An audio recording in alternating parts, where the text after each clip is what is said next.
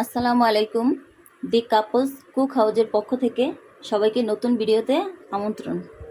আজকে আমি বানিয়ে দেখাবো ফ্রুটস এবং সাবুদানার ডেজার্ট।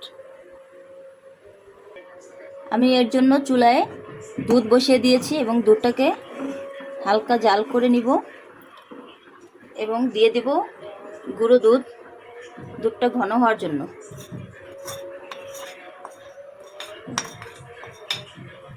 এবার আমি এটাকে নেড়ে দুধটা মিশিয়ে দিব।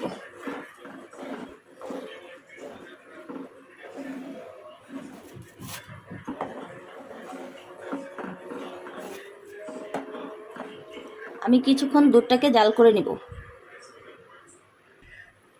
আমি দিয়ে দিব চিনি। চিনিটা আপনারা আপনাদের পছন্দ মতন দিবেন, যে যেমন খান সেই অনুযায়ী দিয়ে দিবেন।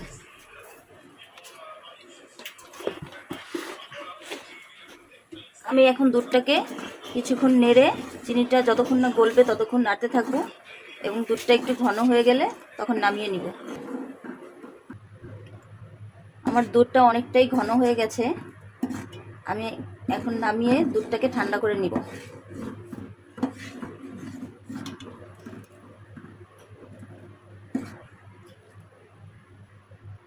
আমি আরেকটি পাতিলে এখন সাবুদানাগুলো সিদ্ধ করে নিব। এজন্য চুলায় দিয়ে দিয়েছি পানি। এখন আমি সাবুদানাগুলো দিয়ে দিব। এখানে 1 কাপ পরিমাণ সাবুদানা আছে।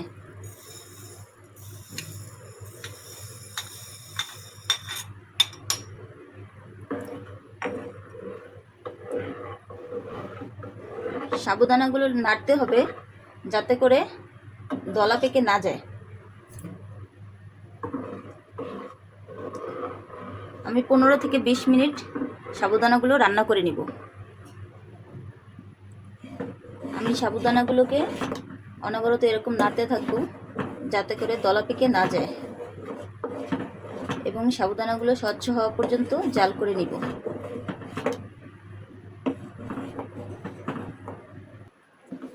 আমার সাবুদানাগুলো এখন সিদ্ধ হয়ে গেছে। এরকম স্বচ্ছ হয়ে গেলে তখন আপনারা নামিয়ে নেবেন। এখন আমি এই সাবুদানাগুলো একটি স্ট্রেনারে ঢেলে নিব এবং ঠান্ডা পানি দিয়ে ঠান্ডা করে নিব।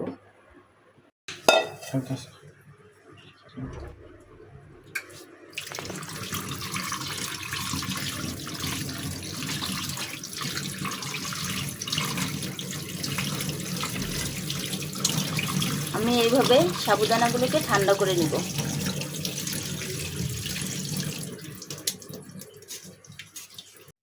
আমি এখন একে একে সব উপকরণগুলো আগে থেকে জাল করে রাখা ঘন দুধের মধ্যে দিয়ে দিব।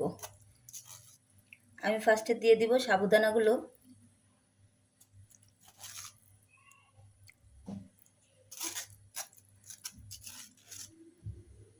এটা নেড়েচেড়ে এরকম মিশিয়ে দিব।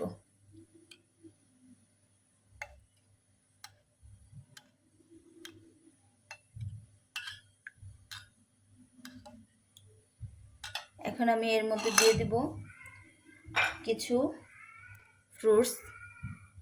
আমি দিয়ে দিব কলা,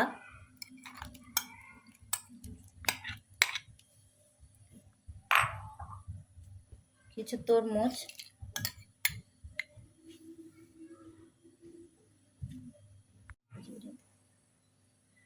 আমি এখন দিয়ে দিব কিছু কিশমিশ, কাজু বাদাম কুচি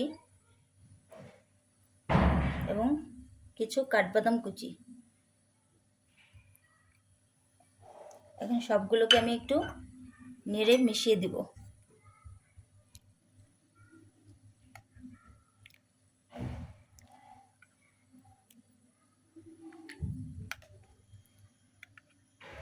আপনারা আপনাদের পছন্দ মতন ফল দিতে পারেন।